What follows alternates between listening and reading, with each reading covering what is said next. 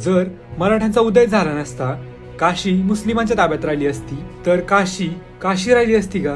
हिंदूंना पुनर्जीवन मिळालं असतं का? आणि आपल्या छत्रपती शिवाजी महाराजांची पण शेवटची इच्छा हीच होती, काशी मथुरा यवनांच्या हातून मुक्त करा. मग काशीमध्ये असं काय खास होतं?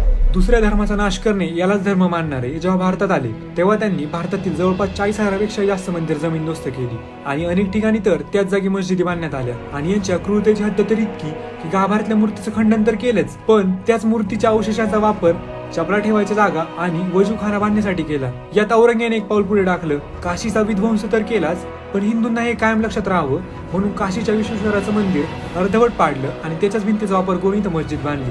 काही काळानंतर अनेक मराठा सरदारांनी, अहिल्याबाई होळकरांनी काशीला तिच्या मूळ रूपात आणण्यात मोलाचं योगदान दिलं खरं, पण सभामंडपासमोर उभा असलेला नंदी त्याच्या मालकाची वाट पाहतच राहिला. आज कोर्टाने गर्भगृहामध्ये पूजा करण्याची परवानगी जरी दिली असली तरी माझी तर एकच इच्छा राहील की लवकरच या मस्जिदीचा 6 डिसेंबर व्हावा आणि माझ्या शिवरायांची शेवटची इच्छा पूर्ण व्हावी.